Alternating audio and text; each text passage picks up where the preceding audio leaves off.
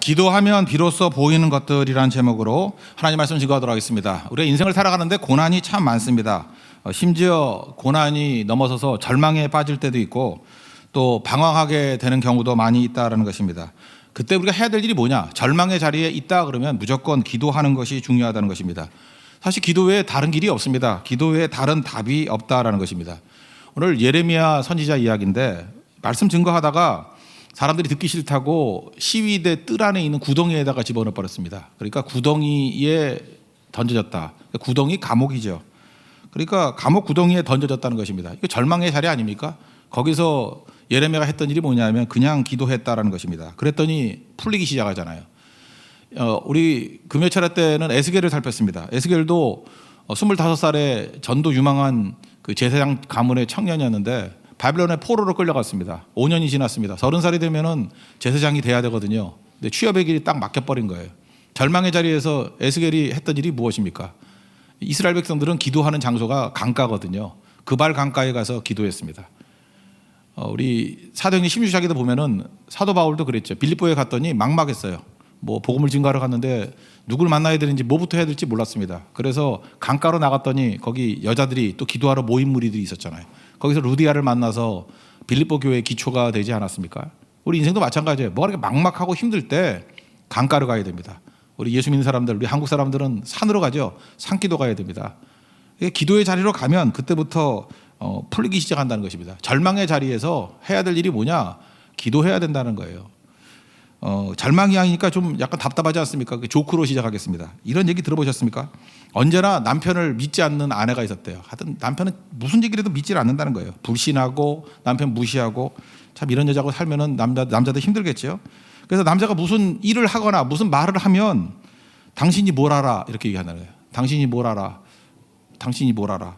그러니까 뭐 말만 하면 불신하고 말만 하면 무시당하고 그러니까 힘든 거죠. 그러다가 갑자기 급한 소식이 들려왔답니다. 남편이 교통사고를 당했다는 거예요. 또 소식이 들려오기를 중환자실에 있다는 거예요. 막 뛰어갔습니다. 뛰어갔더니 의사가 그러더라는 거예요. 남편이 이미 죽었다고. 그랬더니 얼마나 후회가 되겠습니까? 맨날 바가지 긁고 무시하고 불신했으니 남편 시신 붙들고 통곡을 했다는 것입니다. 맨날 구박해서 미안해요. 맨날 의심해서 미안해요. 맨날 불신해서 미안해요. 하염없이 눈물을 흘렸다는 거예요. 근데 그때 갑자기 남편이 벌떡 일어나더라는 거예요. 나 안 죽었어 그러더라는 거예요. 그때 여자가 깜짝 놀라가지고 그리고 소리를 버럭 지르더라는 거예요. 당신이 뭘 알아? 의사가 죽었다는데. 이런 여자하고 사는 걸 절망이라 그러는 겁니다. 그죠? 이게 우리 인생에 이런 절망 가운데 놓였을 때 할 일이 기도죠. 인생을 광야라 그러지 않습니까? 광야, 이 고난과 어려움이 그치지 않는 것, 그게 광야죠. 광야에서 말씀이 들립니다. 광야라는 어원과 그 말씀이라는 어원이 똑같다 그랬죠. DBR. 이게 히브리어는 자음으로만 돼 있으니까 영어로 보면 DBR이에요. 다바르, DBR. 이게 이제 말씀이거든요. 근데 광야라는 뜻이 미드바르예요. MDBR. 그래서 이렇게 문자를 딱 보는 순간에 이렇게 말씀과 광야가 이렇게 오버랩이 되는 겁니다. 광야에서 하나님 말씀이 들린다는 거예요. 우리 인생도 광야길에 놓인 분들이 있죠. 이렇게 어려움이 있을 수 있잖아요. 그때 해야 될 일이 뭐죠? 기도해야죠. 오늘 그래서 3절에 그러잖아요. 너는 내게 부르짖으라. 내가 내게 응답하겠고. 광야길에 있습니까? 내게 부르짖으라. 기도하라. 그러면 응답이 있다라는 것입니다. 많은 사람들은 광야에 있으면 응답이 있는 줄 알아요. 아닙니다. 광야에 있다고 응답이 있는 게 아니고요. 광야에서 기도해야 응답이 있다라는 거예요. 고난의 자리에 있다고 응답이 있는 게 아니에요. 뭐 고난은 하나님의 축복이다 뭐 자꾸 이러는데 고난에 있다고 하나님이 축복이 임하는 게 아니에요. 고난의 자리에서 기도해야 축복이 임하는 거죠.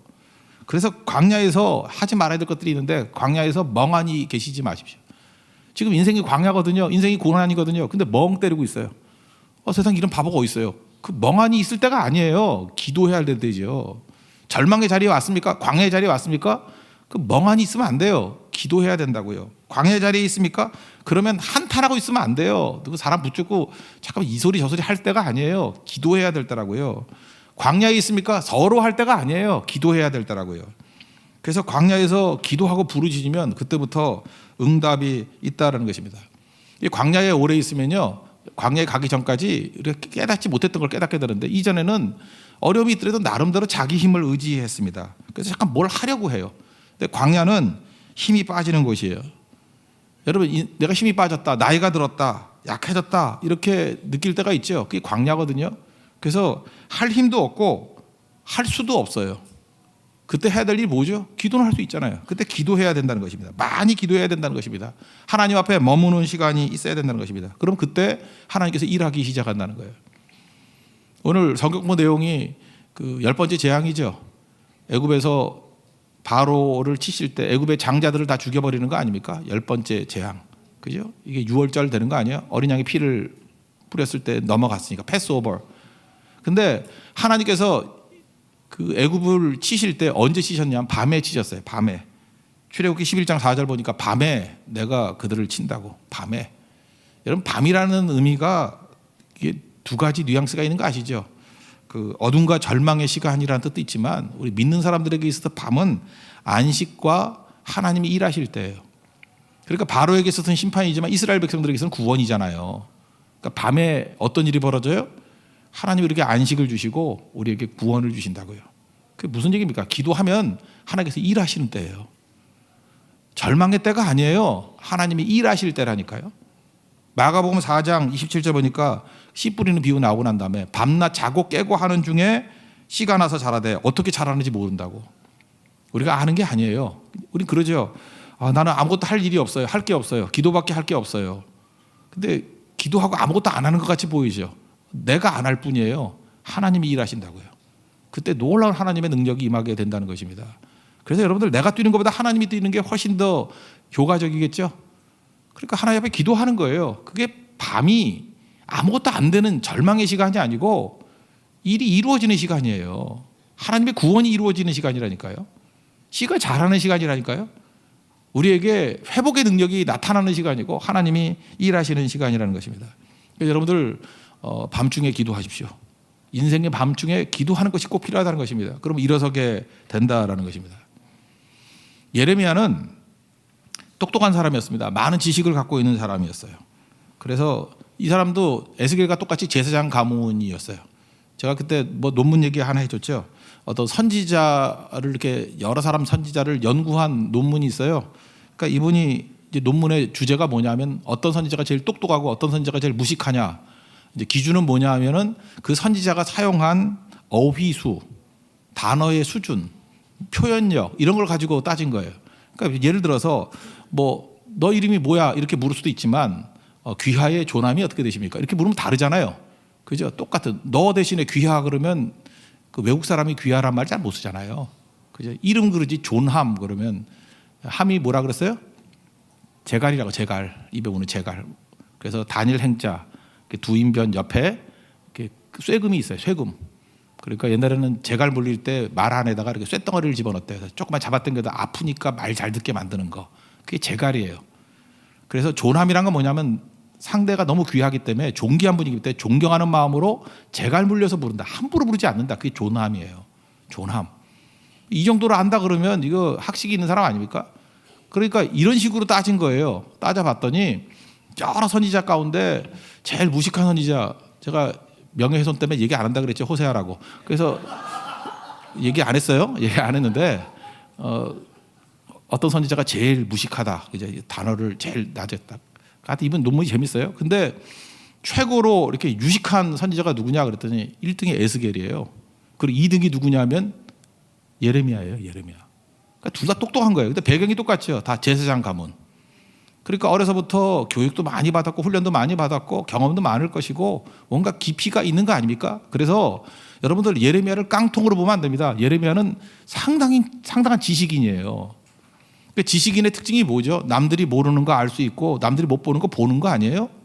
근데 지식인인 예레미야조차도 못 보는 게 있다라는 거예요. 그게 바로 뭐냐면 크고 은밀한 일이에요. 크고 은밀한 일은 지식인이 보는 게 아니라 누가 보냐? 기도하는 자만 볼 수 있는 거예요. 여러분 여기도 마찬가지입니다. 기도하지 않으면요 죽었다 깨라도 못 보는 일이 있어요. 크고 은밀한 일은 못 봐요. 근데 기도하는 사람에게만 보여지는 거예요. 그거는 하나님께서 기도하는 자에게 크고 은밀한 일을 보여주신다라는 것입니다. 그래서 3절 다시 한번 보세요. 너는 내게 부르짖으라 내가 내게 응답하겠고. 기도하라는 거죠. 그러면 응답에서 끝나는 게 아니라 그 다음 단계예요. 내가 1차적으로 구한 것이 응답될 뿐만 아니라 구하지 아니한 크고 은밀한 일이 새롭게 보여지는 일이 벌어진다는 거예요. 그러니까 깊어진다는 거죠. 커진다는 거죠. 제가 최근에 어떤 성도가 저한테 이런 질문을 했어요. 목사님, 이번에 말레이시아 선교 가가지고 그 어린이들 찬양하면서 눈물 막 흘리면서 꾸마우 진따 예수 슬람마냐, 나는 영원히 주님 사랑해요. 이런 찬양이거든. 주님을 너무너무 사랑한다고. 하나님 사랑한다 그러면서 눈물을 흘리고 예수님 사랑한다 그러면서 눈물을 흘리는데 자기는 사실 오랫동안 예수 믿는데 답답하대요. 보이지 않는 하나님이고 자기는 하나님을 느낄 수가 없는데 하나님을 그렇게 사랑할 수 있는지 잘 모르겠다는 거예요. 자기가 믿긴 믿는데 하나님이 그렇게 사랑이 느껴지지 않는데, 내가 하나님을 사랑한다는 게 잘 느껴지지 않는데요. 그래서 답답하다 이런 얘기를 하는 거를 제가 들어봤습니다. 그래서 제가 괜찮다 그랬어요. 처음부터 하나님 사랑이 느껴지는 게 아니고 일단 기도부터 시작하시라고. 그래서 하나님께서는요, 이게 깊어지는 그 단계를 통해서 하나님 사랑을 알게 만드시는 거예요. 예를 들어서 제일 중요한 게 뭐냐면 내 인생 가운데 풀리지 않는 문제 있죠. 또는 풀고자 하는 문제. 이거를 갖다가 우리 욕심이라고 합시다. 욕심. 욕심이라는 거는 하나님이 내게 주시지 않은 것을 원하는 걸 욕심이라 그래요. 그래서 욕심은 결코 좋은 건 아닙니다. 근데 욕심이 있더라도 어떤 사람은 욕심만 부리는 사람이 있고 어떤 사람은 그 욕심을 가지고 하나님 앞에 나와서 기도하는 사람이 있어요. 그러니까 제일 큰 욕심 가운데 돈 욕심 많잖아요. 내가 돈을 막 벌고 싶어. 막 부자가 되고 싶어. 그것도 나를 위해서. 뭐 이게 결코 좋은 건 아니라고 볼 수 있잖아요. 그죠? 그럼에도 불구하고 그냥 욕심이에요, 욕심. 근데 욕심을 가지고 하나님께 나와 간절히 기도하는 사람이 있어요. 막 뜨거운 열망을 가지고 막 돈 주세요. 그러면 막 눈물이 흐르는 거야. 그냥 돈만 보면 그냥 간절해지고 막 뜨거워지고 그래요. 그게 좋은 거예요. 뭐든 간에 간절함을 가지고 기도할 수 있으면 좋은 거예요. 이게 어떻게 보면 하나님께서 주시는 미끼일 수도 있어요. 여러분 누구나 그런 미끼들이 있거든요. 어떤 사람은 돈을 좋아해요. 어떤 사람은 사랑하는 게 있잖아요. 어떤 자기가 사랑하는 사람이라든지 뭐 가족 이런 걸 보면 너무 애틋하잖아요. 그래서 그게 문제가 생기면 그걸 얻기 위해서 하나님 앞에 간절히 기도하잖아요. 그게 미끼예요. 그거를 기도하기 시작한다. 어떤 사람도 질병에 걸려서 뭐 암 환자, 뭐 암 4기쯤 되놓으면 참 힘들잖아요. 그죠? 다 번졌다 그러고. 그럼 너무너무 간절하잖아요. 간절함을 가지고 하나님 앞에 나올 수 있죠. 이거 미끼예요, 미끼. 근데 제가 예를 들어서 한 가지, 이게 암 환자 한번 예를 든다 그러면 암 환자들 이게 여러 명 겪었잖아요. 목회하다 보면은 암 환자 중에 기도하는 암 환자가 있어요. 간절히 기도하는 암 환자. 그럼 여러분들 뭘 기도한다고 생각하세요? 주여 나의 병든 몸을 이제 고쳐 주소서. 그죠? 뭐 그런 거 기도할 줄 알죠. 예, 처음에 그렇게 기도해요. 근데 그 기도도 며칠 못 해요. 한 3, 4일 정도 하면은 기도가 바뀌어요. 자기 자신의 죄에 대해서 회개 기도가 나오고 가족들을 위한 기도가 나오고, 좀 지나면요 나중에 그분들이 하는 기도가 뭐냐면 교회를 위해서 기도하더라고요. 교회를 위해서. 하나님 나라 확장을 위해서 기도하더라고요. 그게 뭐예요? 처음 시작은 자기 문제 때문에, 자기 욕심 때문에 기도가 시작이 됐어요. 근데 깊어지면 우리 로마서 8장 26절에 그러잖아요. 우리는 마땅히 구할 바를 알지 못한다고. 근데 말할 수 없는 탄식으로 성령께서 우리를 위해서 구해 주신다고. 대신 구해 주신다고. 기도가 바뀌어요. 처음은 돈 문제 때문에, 처음에는 사랑하는 사람 문제 때문에, 처음에는 내 질병의 문제 때문에 기도하기 시작했지만 조금 지나가면요 성령이 기도하는 사람에게 뜨거움을 주셔서 바뀌게 만들어요. 그래서 마태복음 6장 33절 표현에 의하면 그의 나라와 그의 의를 위한 기도로 바뀐다고. 제가 암 환자들 보면요 엉뚱하게 교회를 위해서만 막 기도해. 선교를 위해서만 막 기도해. 근데 며칠 있다가 병원에 갔더니 암세포가 다 사라졌다 이런 표현이 들어요. 회복된 거예요. 치유받은 거예요. 그분 후반부부터는요 자기 질병 놓고는 기도도 하지 않았어요. 하나님의 나라와 의를 위해서만 기도했어요. 하나님 임재죠. 만남이죠. 그때 1차적으로 부르짖을 때 응답이 있었고, 그 다음에 자기가 구할 마음도 없었던 크고 은밀한 일을 위해서 구하잖아요. 보이니까. 그래서 하나님께서 깊어지고 성숙되게 만드시는 것입니다. 이게 하나님이 하시는 일이에요. 그래서 뭐든 간에 여러분 욕심이 되었던 뭐든 1차적으로 그거 따지지 말고 하나님께서 우리의 삶에 절박함을 주신다니까요. 절망을 주신다니까요. 안타까움을 주신다니까요. 근데 그거를 엉뚱한 데 한탄하고 엉뚱한 데 가서 슬퍼 마시면서 풀지 말고 기도의 자리에 나와서 풀면은 그게 시작이에요. 그럼 기도가 자라나면 하나님께서 크고 은밀한 일을 보여주는 것으로 이끌어 가신다니까요. 그리고 근원적인 문제를 풀어주신다는 것입니다. 이게 기도하는 사람의 능력이에요. 그래서 교회가 기도하기 시작하면요, 뭐 하다못해 애들 대학 입시, 뭐 대학 붙게 해달라고 기도하잖아요. 그것도 하루 이틀 하니까 문제지. 그거 놓고 한 몇 달 기도하는 분들은요, 나중엔 아들, 딸 대학 놓고 기도하는 분을 못 봤어요. 하나님 나라를 위한 기도, 교회를 위한 기도로 바뀌어버린다니까요. 그럴 때 자기 자신의 문제도 응답을 받고 이게 변화가 되는 것입니다. 이게 부르짖는 자에게 응답 주시고 크고 은밀한 일을 보여주시는 하나님의 방법이라는 것입니다. 그리고 여러분들, 그래서 해야 될 일이 뭐죠? 무조건 기도하는 자리로 나아가는 것이 필요하다는 것입니다. 기도하면요, 성령께서 임하시기 때문에 내면이 변화가 돼요. 내면이 변화되면은 기도가 바뀌겠죠. 기도가 바뀌어요. 그래서 마지막으로는 결론이 바뀌어요. 그래서 기도하면 결론이 바뀌는 인생이 된다는 것입니다. 그게 신앙이라는 거예요. 여러분, 기도의 자리를 떠난 분들 있습니까? 우리 당장 내일부터라도 새벽 기도의 자리 다시 회복하십시오. 기도 무조건 시작하면요, 그때부터 인생이 바뀌는 거예요. 내면이 바뀌고 기도가 바뀌고, 그래서 우리의 인생의 결론이 바뀌게 된다라는 것입니다.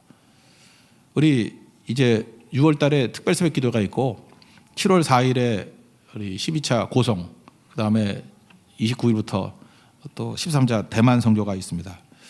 이 경제적으로도 어렵고 체력적으로도 어렵고 시간적으로도 어려움들이 있을 것입니다. 그죠? 이렇게 계속 선교하는 게 쉬운 게 아니잖아요. 그럼에도 불구하고 여러분들 선교의 자리를 놓지 마십시오. 많은 순간에 내가 힘들게 내가 선교를 붙든다라고 생각하는데 그렇지 않아요. 선교의 자리가 여러분을 붙들고 있는 거예요. 여러분 힘들더라도 그 선교의 자리를 끝까지 붙들고 있으면요, 그게 여러분 인생 붙드는 거예요. 어떤 사람은 쉽게 생각을 해요. 뭐 그냥 이번에는 뭐 마음에 안 내켜서 한 번쯤 쉬지 뭐 안식도 필요해. 아주 거들먹거리면 이런 소리를 해요. 그래서 그냥 우르르 무너지는 인생 되게 많아요. 나중에 깨닫게 되죠. 선교가 나를 지켰다는 것, 내가 선교를 지킨 게 아니고, 그런 걸 깨닫게 된다는 것입니다. 그래서 여러분들 기도하면서 하나님께 능력도 주시고 또 하나님께서 우리에게 보여주시는 것들이 있어요. 기도의 자리 떠나지 않는 하나님의 거룩한 백성 되기를 바랍니다. 그래서 특별히 기도하게 되면 그 다음 단계가 뭐냐면 성령의 능력을 주신다는 거예요. 요즘에 이게 출애굽기 살피고 있는데 출애굽기 6장 9절을 보면은 모세가 바로왕 앞에 나가기 전에 이제 이스라엘 백성들에게 하나님 말씀을 증거했어요. 근데 6장 9절 보면 이런 말씀이 나와요. 모세가 이와 같이 이스라엘 자손에게 전하나, 이스라엘 백성들의 반응입니다. 그들의 마음의 상함과 가악한 노역으로 말미암아 모세의 말을 듣지 않았다, 이런 말씀이 나와요. 근데 이걸 이제 히브리어로 보면요, 마음의 상함, 코차르 루하우란 뜻이거든요. 마음의 상함, 루하우, 영이래 영. 이게 뜻이 뭐냐? 마음의 상함이라고 번역되어 있는데 영이 부족하다, 직역하면. 딴 게 부족한 게 아니고 돈이 부족하고 먹을 게 부족한 게 아니라 영이 부족하대요. 코체르 루하우. 그게 마음이 상한 거예요. 많은 사람들이 이 마음이 상한 이유가 뭐냐? 영이 부족해서. 영이 부족하면 절망에 빠지고요, 영이 부족하면 아무 일도 못하고요, 영이 부족하면 망하는 자리에서 주저앉아 있어요. 근데 기도하면 어떤 일이 벌어지죠? 영이 넘쳐나요. 영이 넘쳐나는 걸 시작해서 뭐라고 얘기합니까? 성령 충만하다고. 기도는 영의 부족에서, 영이 부족하니까 마음이 상하는 거예요. 맨날 우울증에 빠지고 상처 있고 그냥 어둡고. 근데 기도하면요, 영이 충분해져요. 영이 충만해진다고요. 그래서 일어설 수 있는 힘이 생긴다는 것입니다. 그래서 여러분 인생의 삶이 힘들 때, 어려울 때, 의심이 올 때 첫 마디를 놓치면 안 돼요. 하여튼 첫 마디가 중요해요. 예수님 도와주세요. 이게 기도거든요. 누구든지 주의 이름을 부르자는 구원을 받는다 그랬잖아요. 첫 마디가 중요해요. 첫 마디가. 하루의 승리도 마찬가지예요. 첫 시간이 중요해요. 새벽에 기도로 시작한 인생은 절대 하루 패배하지 않습니다. 여러분 지금 맨날 패배하는 인생을 사는 이유가 뭐냐면 후다닥 하면서 늦잠 자고 그 출근 급하게 할 때 그때부터 시작되는 거예요. 망치는 거죠, 하루. 첫 마디가 중요하고 첫 시간이 중요합니다. 처음 시작할 때 예수님 도와주세요, 이걸로 시작해야 된다는 거예요.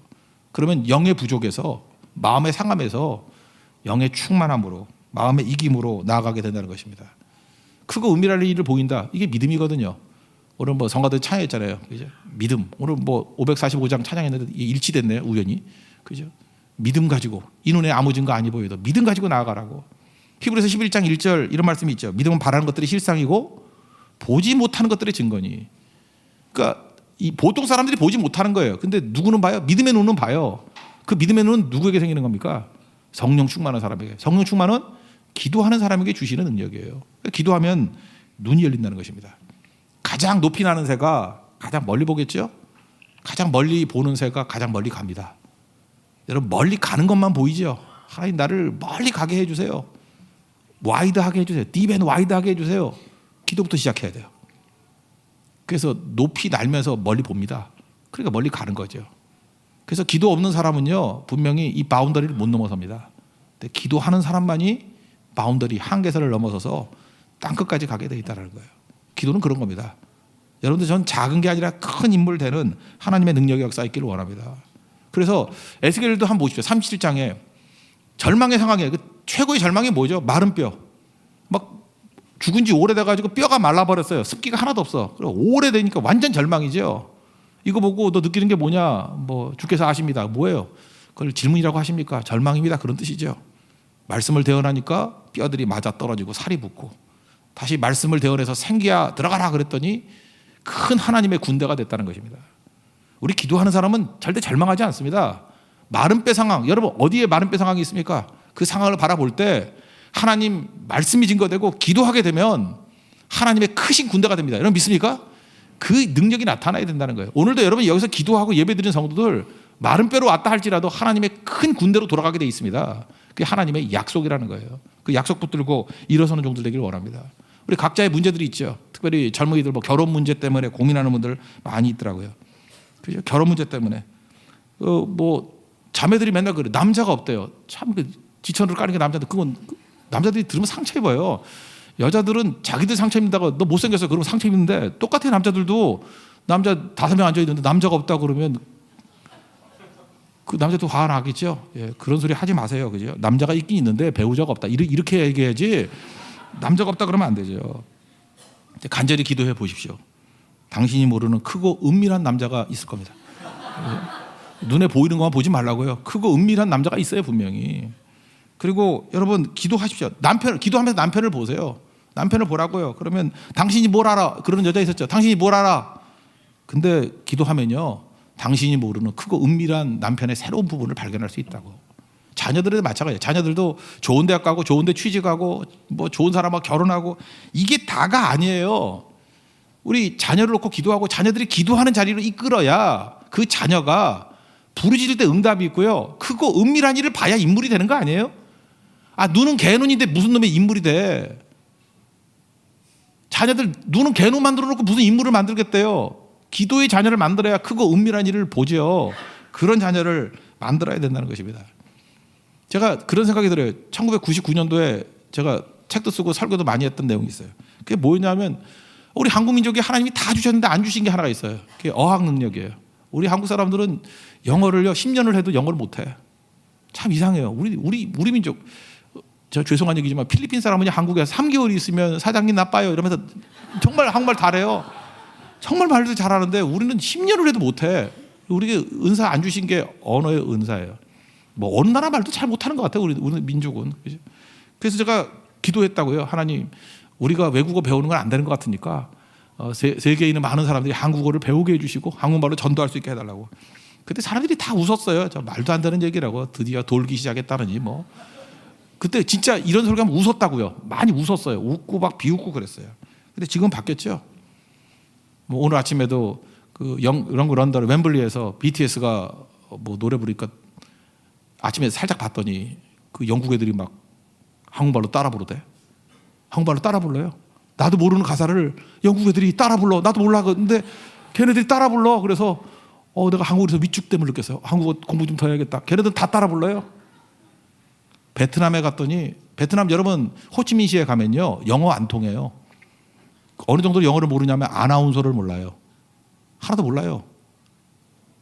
근데 한국말은 다 통해요. 잘 모르겠으면 베트남 성교 가보세요. 한국말 다 통해요. 네팔을 가보세요. 그죠? 네팔 가서 소리 지르면, 한국말로 소리 지르면 여기저기서 많은 철수들이 나타나요. 말레이시아 이번에 갔더니 거기 필리핀에서 오신 목사님들이 있는데 한국말로 인사 다 하고요. 우리 음식이요, 잡채와 불고기는 세계적인 음식이에요. 어디 가나 다 먹겠다 그러고, 왜 없냐, 이번에 김치를 안 가져갔더니 김치는 왜 안 주냐고 그러고. 이게 지금 20년 만에 된 거거든요. 하나님께서 함께 하시면 크고 은밀한 일을 보여주시죠. 누구에게? 불의 있는 자들에게. 여러분 인생 가운데 이런 하나님의 크신 일들을 바라보고 나아가는 종들에게 바랍니다. 하나님께서 이렇게 주신 이유가 뭐예요? 사명이 있기 때문에. 축복은 사명이거든요. 선교하라는 거죠. 선교 열심히 하는 종들 되기를 바랍니다. 예레미야 29장 11절에 이런 말씀이 나와요. 너희를 향한 나의 생각이 있다고. 그게 평안이고 재앙이 아니라고. 그리고 마지막 결론이 뭐냐면 너희에게 미래와 희망을 주는 것이다. 근데 영어 성경 NIV도 NLT 모든 영어 번역이 다 그래야 되는 것 같아. 우리 한국 성경은 나의 생각은 그랬죠. 근데 영어 성경은 전부 다 the plan으로 나와요. For I know the plan I have for you. 내가 너에게 주는 플랜이 있다는 거예요. 플랜. 하나님의 계획이 있어요. 계획이 뭐예요? 그게 hope and a future. 소망과 미래라고. 이게 크고 은밀한 일이에요.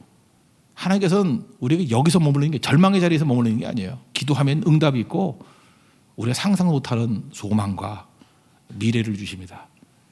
여러분 미래를 제일 잘 대비하는 길이 무엇이냐? 지금 기도하는 거예요. 여러분 기도의 능력으로 말미암아 모든 것들을 다 얻고 일으킬 수 있는 우리 하나님의 성령의 종 되기를 축원합니다. 모두 자리에서 일어나겠습니다. 우리 영혼의 주가 주신 우리 찬양합시다.